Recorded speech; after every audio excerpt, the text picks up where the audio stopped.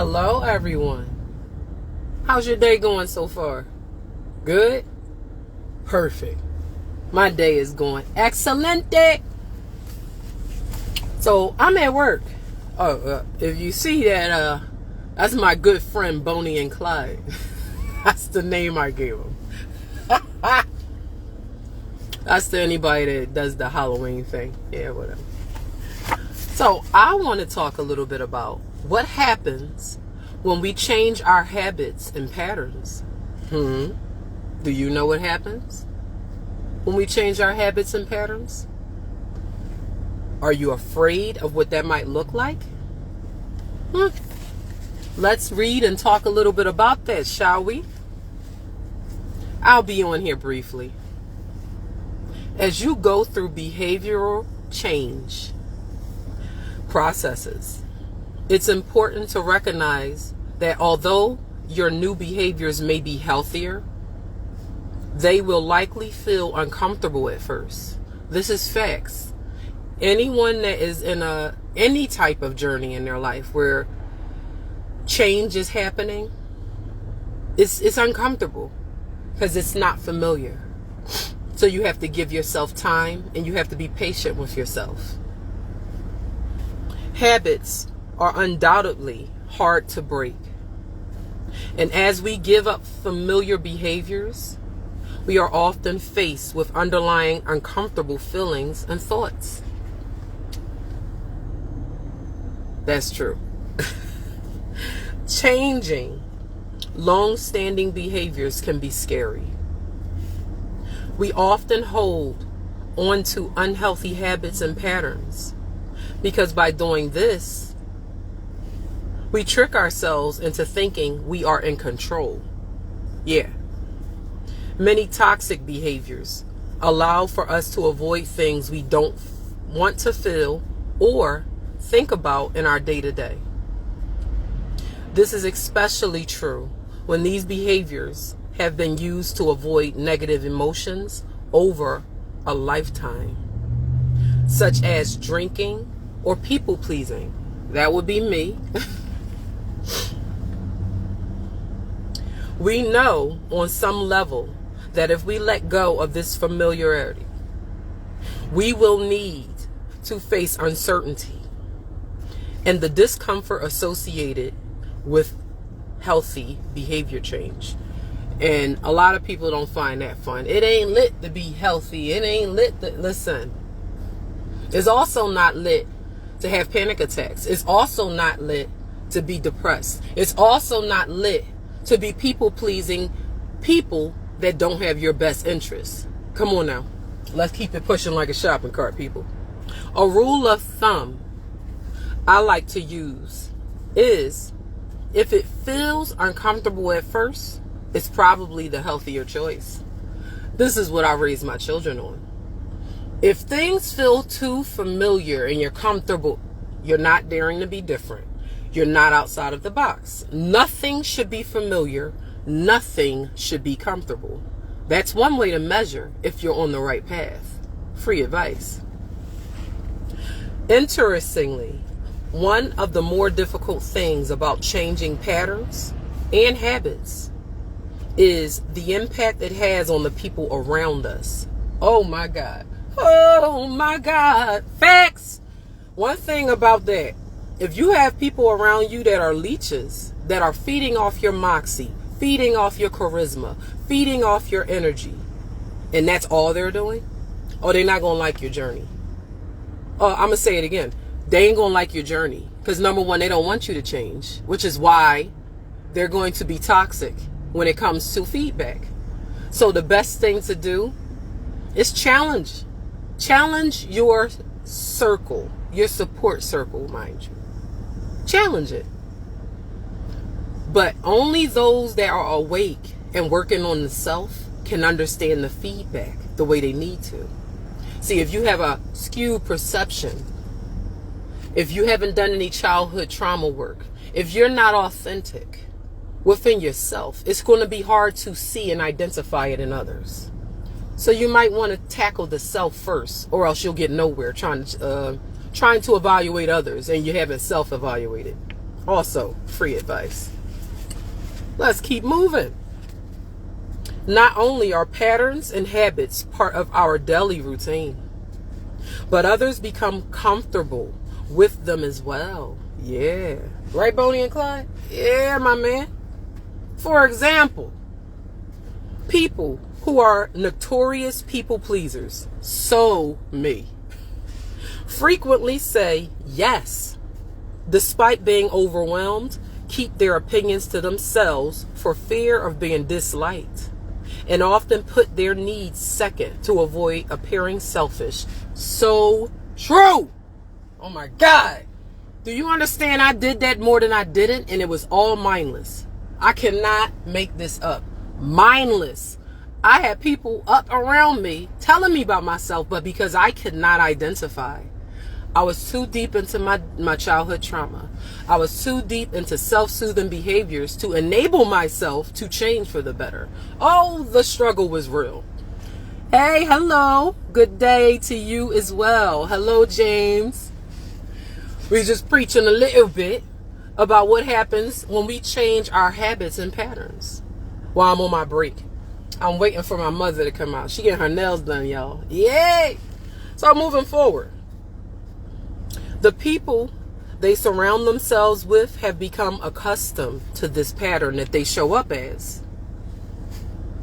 They may inadvertently, my mistake, take advantage of the people-pleasing pattern. Yes, they will. And people in my life have definitely taken advantage as well. I just was ignorant.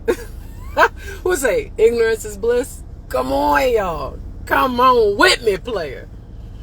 Oh my God, that is so true. Okay. I'm going to say that again. They may inadvertently take advantage of the people-pleasing pattern, assuming this person will always be available to them. Yes, they will. I will be very happy to see. Oh, hello. My mom not going to be on here. She is old school. She not about that social media life. Not at all. Matter of fact, that would be a boundary violation if I was to leave this on when she does get in this car. You know how many people do stuff like that and they're completely ignorant? It's so annoying. But of course, I don't let it get under my skin. I know it when I see it. There's a lot of people that you might have in your life, they do not respect boundaries. Could be because they're ignorant to them. That was my reason. I didn't know what boundaries was most of my life. Now that might sound like fluff, like, oh, you capping. I promise you people could be that ignorant, because I was one of them. I'm telling you. Moving forward. So, what happens when a people pleaser begins to change their patterns by setting boundaries and learning how to say no? What happens when a people pleaser finally learns the word no, no, no, no, no, no, no, no, no, no, no, respectfully no? Oh, you about to get some enemies, baby. Oh, yeah. They not about to like you no more. No. You can say, oh, it's for my wellness. You know, they will find a clever way to bring you back to where you were. Especially if they were using you and you were ignorant to it. This is true. I promise y'all, I can't make this up. Come on now. So, it throws everyone else off kilter. Big time. The dynamics between their family, friends, and coworkers become uncomfortable. And because we are very much creatures of habit, it's not uncommon for those in the system to push back against any new pattern in an effort to restore the status quo. You hear that? Come on now. Even if it's unhealthy, they don't care. A lot of people are on survival mode right directly from childhood and don't even realize you're still on survival mode. It's a thing. I promise you it's a thing. If you live out of a bag, that's survival mode. I promise you that's survival mode. If you don't practice living, research what living is, what it means to you. Living versus surviving. There is a difference. And it's very important to decipher between the two. That way you understand how you're showing up. I promise you this is a thing. So, what might this look like in an above example? Let's go there. A friend might tell the people pleaser that they are being selfish or that they are acting different. To avoid feeling bad, the people pleaser may resort back to the original pattern, therefore restoring the dynamic to its original and familiar position. Well, now ain't that messed up? A people-pleasing person trying to get out of that unhealthy behavior. Not saying there's nothing wrong with people-pleasing, like, doing something to put a smile on someone's face. I'm talking about people-pleasing where your self-worth is wrapped up in it. Like, if you can't do this, you are not worthy of love. That's where I was. And a lot of people are there. And the challenge comes is if your circle, your support circle, this is where I get I'm a little bit funny, because I do believe self-work is the best work and we're all responsible for ourselves. But it's some people out here don't know their loss. And then you got some people that may feel like, oh no, that's BS. We were all born with common sense. Blasey, blasey. Listen, some people out here started off with adults that trained them and purposely confused them, and their surroundings supported such. Where's the hope to those adults that grow up completely ignorant and lost and controlled? We got to think a little bit more broad. Think outside of the box. Think outside of the common sense narrative. Open our minds and be more fair. There's all kind of people out here with all kind of experiences. Closed-mindedness is not a good thing if you want to create unity. Judgment is not the greatest of things if you want to understand. Being optimistic, asking questions, being curious. This is more appropriate. We have to learn how to lead with kindness and stop trying to bully people into opening up. Stop trying to seduce people into opening up. No one has to do anything. No one has to tell you anything. No one has to nothing. This is just what the facts are, my opinion. So if you want to get a close connection with someone, if you want to understand people better and have healthier, happier relationships, it starts with you and your perception. So ask yourself, who am I and what do I show up as? How do people experience me? That's a hard question if you're in your feelings like I am all the time. I had to learn logic. I didn't know that world. Totally ignorant to it. Again, completely spiritual all the time in my feelings. So I had so many practices. I'm in such a wonderful space, and it feels great. And I hope to give back. That's why I do these videos, to help someone that may be drowning. Throw them a life jacket. Throw them a little thing to float. Don't drown, baby. Come on now. I got some good information here for those people that are authentically trying to, better themselves. It's too much social media booty going on right now. Oh my God. The lust traps, the thirst traps are real. And even me, I'm only human, but we gotta do better. It's just too many. I know people gotta get their hustle on. I know this, and make money the best way they know how. I get that. It's just sometimes we can do things to make money that injure the soul, and then we'll lose ourselves in that. And then you tell me, is all money good money to be making? Some don't care, especially if you're a psychopath or a sociopath. Also, sociopath, that's another one. People that don't understand empathy and sympathy because it was simply never taught, not the way that they could understand it. Psychopaths, they are not able to understand, and they don't have access to that in their brain. That's why they wind up being serial killers, etc. But you got to really start breaking down when it comes to certain mental health states, spiritual gifts, disorders. Like, really get an understanding on that stuff. Because it's a lot of truth in a lot of it, but it's also a lot of lies. And you got to make sure you're not researching the lies, because the lies can be real and it's not fair. Thank you, James. It's not fair to think that you're following really legit advice when someone's playing in your face, manipulating you, leading you on. Like, listen, less is more, bruh. I'm gonna need you to chill. Respectfully. Come on now. The impact on our mental health. Behavior plays an extremely important role in our emotional well-being. Mood and anxiety disorders are often the result of maladaptive behaviors that have been in place for years. As mentioned previously, we develop behavioral patterns during our childhood. Hear that? Childhood. That worked for us. Yeah.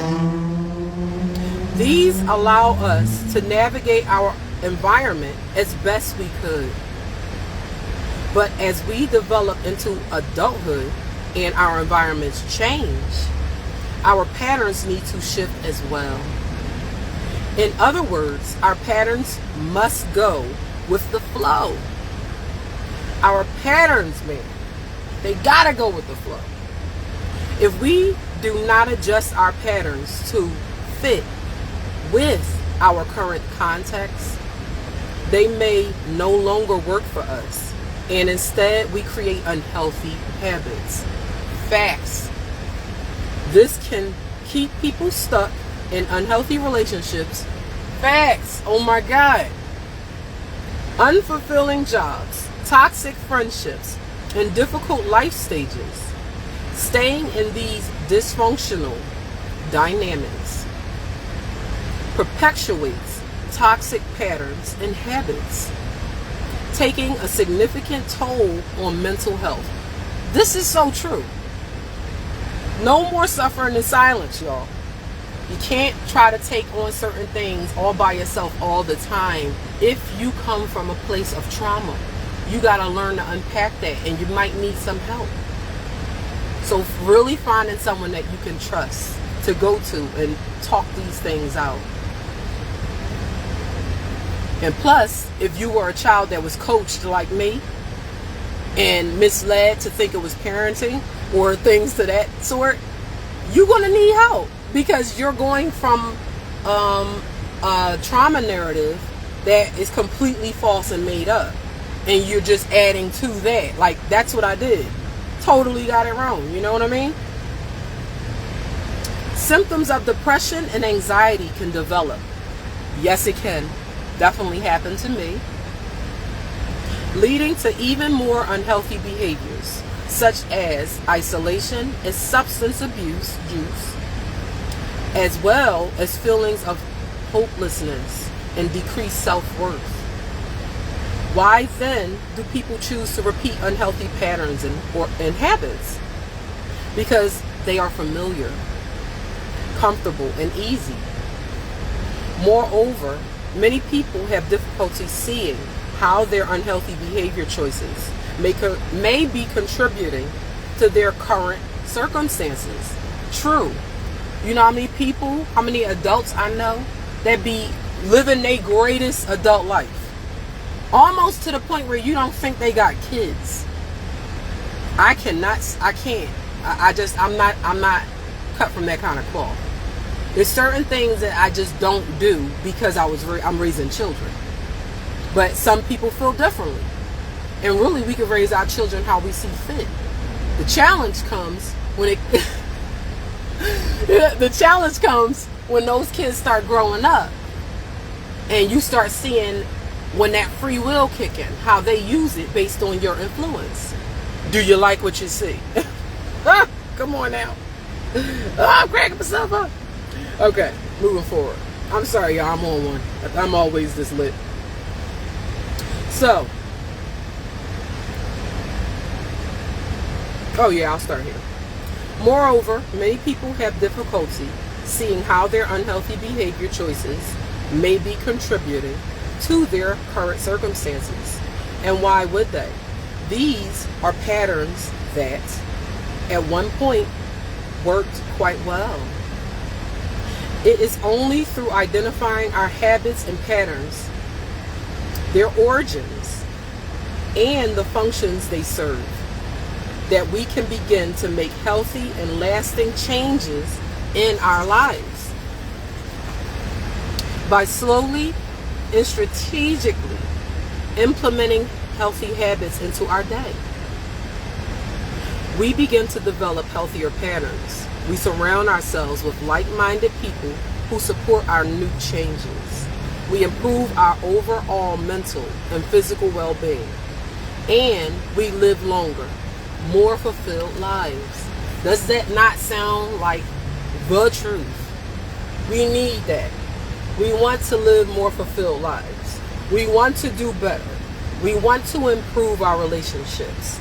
We want to understand people better so they understand us better.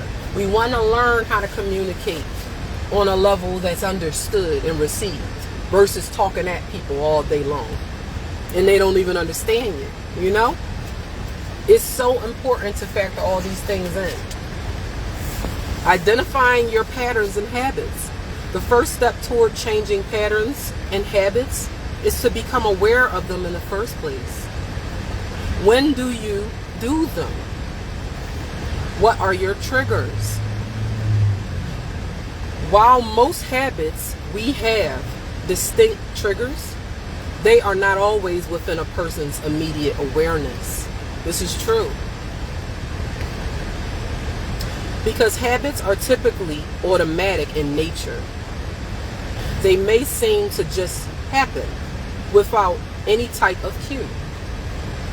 But when the behavior loop is slowed down, the triggers become more apparent, giving the person a starting point and sense of control over an aspect of their behavior. So switching off automatic pilot.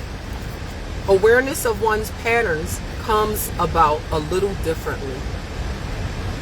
While they don't necessarily have a single identifiable trigger, they do have more relational cues. For example, let's say someone grows up being given the message that nothing they do will ever be good enough. Me.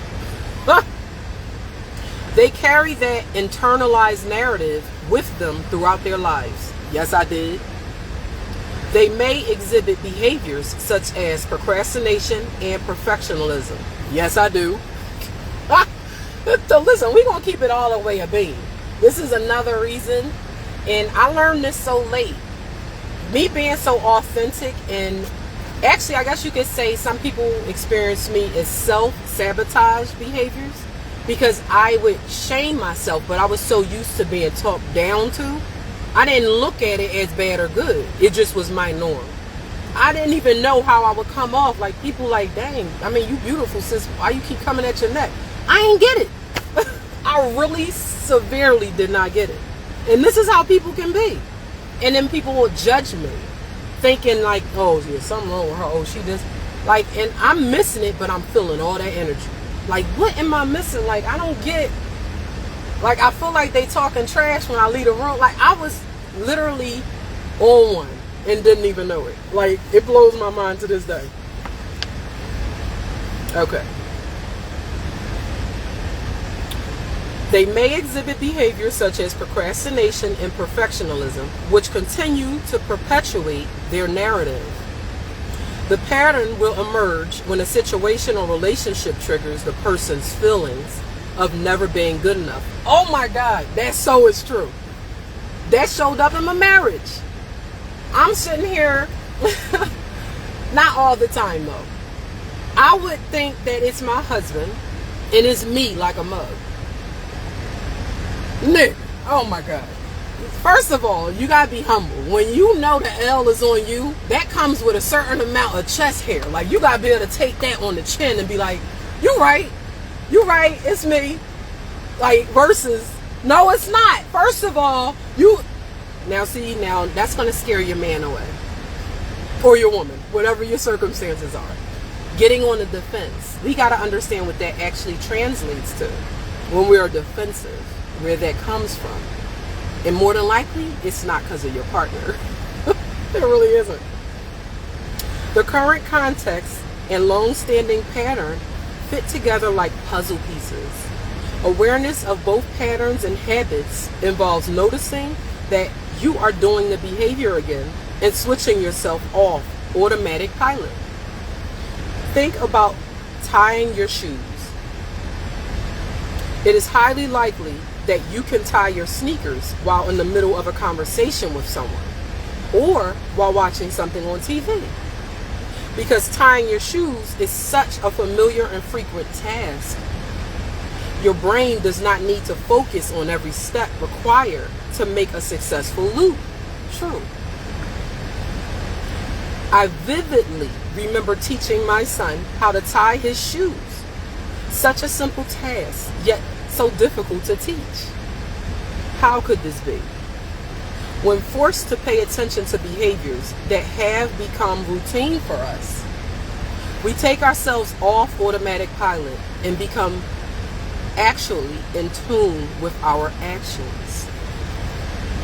Not only does switching off our automatic pilot mode make us vigilant of our behaviors, but it also makes us highly aware of our emotional state. Habitual behaviors and long-standing patterns don't just require less cognitive awareness, but, oh Jesus, you scared the you scared the crap out of me. I'm live. I'm gonna get ready to tell them. Girl, I'm about to start defending myself. Okay, y'all, my mom just came and scared the crap out of me. That was a good one, though. I'm gonna be back with more tips, okay? Y'all have a good day, and I hope this helps, okay? Take care, beautiful people.